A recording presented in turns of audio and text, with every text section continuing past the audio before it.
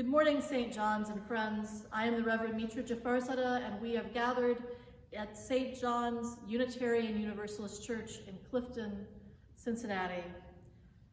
I am glad that you are able to be here with us virtually. This is our 9th week of gathering in this way. And I know it feels like it's been a long time. It has been a long time. As your minister, I very much miss seeing you. I miss being able to be with you and to have the community gathered. And like all of you, I look forward to a time when that can happen. And I want to be very clear, that time is not yet upon us. We have a long way to go before we are ready to safely gather together. And the reason for that is that we all want to be very careful with your life. You matter. It matters that you are here moving and living and breathing in this world with your connections and your friends. And yes, we are having to gather in Zoom meetings and YouTube videos, but that's okay. Because even in the silence and the stillness of our aloneness, we know that we are not alone. And that is enough to see us through. This past week, one of you reached out to tell me that you had lost a loved one to COVID-19. You are not alone. It is our tradition to place a stone in recognition of the lives lost. And we do that at this time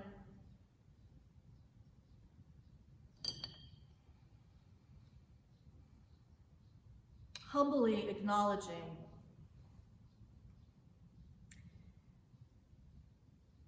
that we are all, each and every one of us, that we are all at the mercy of this virus, that we can use what power we have to keep ourselves and each other safe, and that we can advocate for, pray for, encourage the working of the scientists and the professionals who are working towards better understanding of this disease, how to treat it, and how to vaccinate against it.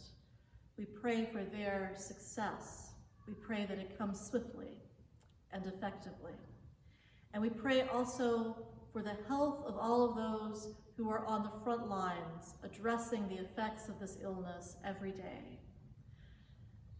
May they feel our love and support in everything they do, and may they be well. It's our tradition at St. John's to place stones in a bowl of sand each week when we gather. Together, our joys and sorrows represented by these stones make up a mosaic that is unique and beautiful. It is a reminder that we are always more beautiful together. This arrangement was formed the last time we were able to be together. And today I would like to place 2 new stones, one for the sorrows that accompany everyday life,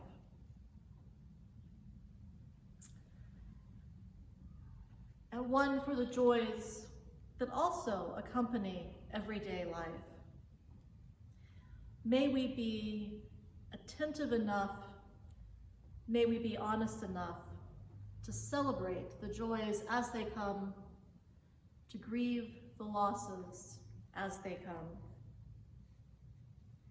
And I light this lamp in appreciation of the community we make together, no matter where we are.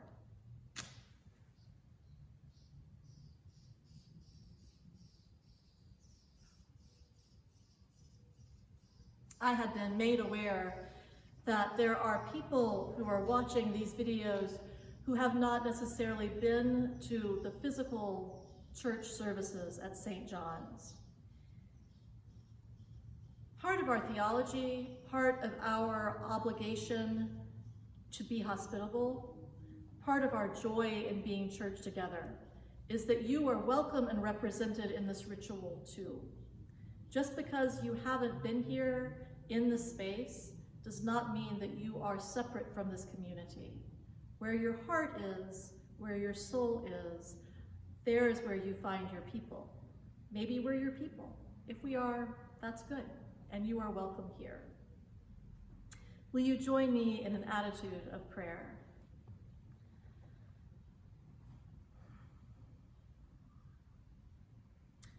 Holy One of blessing, we name your presence inside of us, among us, around us, in the breezes that blow, in the sun that shines, in the night sky that sparkles.